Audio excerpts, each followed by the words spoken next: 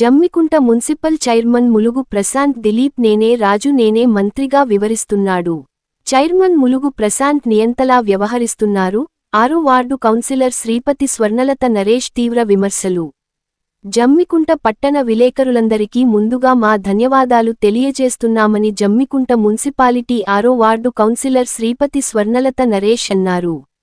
ఈ సందర్భంగా ఆమె మాట్లాడుతూ, జమ్మికుంట మున్సిపల్ చైర్మన్ ములుగు ప్రశాంత్ పట్టణంలో ప్రజాస్వామ్య విధానాలను పూర్తిగా పక్కనబెట్టి నియంతలా వ్యవహరిస్తున్నారని తీవ్రంగా మండిపడ్డారు.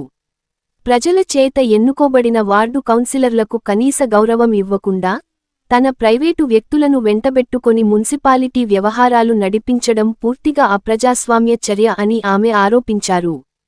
ప్రతి వార్డులో జరిగే పనులు సంబంధిత కౌన్సిలర్లకు తెలియకుండా తన అనుచరులతోనే పనులు చేయించడం ద్వారా చైర్మన్ ప్రశాంత్ మున్సిపల్ వ్యవస్థను తన వ్యక్తిగత స్వార్థాల కోసం ఉపయోగించుకుంటున్నారని ఆమె విమర్శించారు.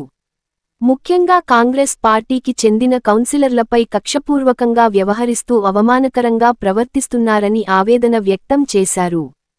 పట్టణ ప్రజలు ఎన్నుకున్న ప్రజాప్రతినిధులను పక్కనబెట్టి ప్రైవేట్ సైన్యాన్ని వెంటబెట్టుకొని ప్రతి వార్డులో తిరుగుతూ భయభ్రాంతులకు గురిచేయడం చైర్మన్ ప్రశాంత్ యొక్క అహంకారపూరిత వైఖరికి నిదర్శనం. జమ్మికుంట పట్టణ విలేకరులకు నా యొక్క నమస్కారము. జమ్మికుంట పట్టణ మున్సిపల్ చైర్మన్ ములుగు ప్రశాంత్ దిలీప్ గారు తన ఇష్టానుసారంగా నేనే రాజు నేనే మంత్రి అని మా వార్డు నుంచి ఏ సమస్య ఉన్నా ఏ కౌన్సిలర్కైనా కూడా నేనే అని చెప్పి ప్రతి ఒక్కటి నేనే చేపిస్తా అని చెప్పి ప్రతి ఒక్కదానికి నేనే అని చెప్పి అనుకుంటూ తిరుగుతున్నాడు. ఏ కౌన్సిలర్కి కానీ ఇప్పటి వరకు ఇంప్రమేషన్ ఇవ్వలేదు. ఏ వార్డు నుంచి అయినా కూడా మేము అధికార పార్టీ నుంచి మేము అధికార పార్టీలో ఉన్నామని మా వార్డు సమస్య ఏది ఉన్నా కూడా మాకు తెలియకుండా తాను వచ్చి నేనే ఉన్నా అని చెప్పి మాకు విలువ ఇవ్వకుండా తానే నేను చేపిస్తా అని చెప్పి వేరే వాళ్ళని పెట్టి చేపిస్తున్నాడు. అదొకటి.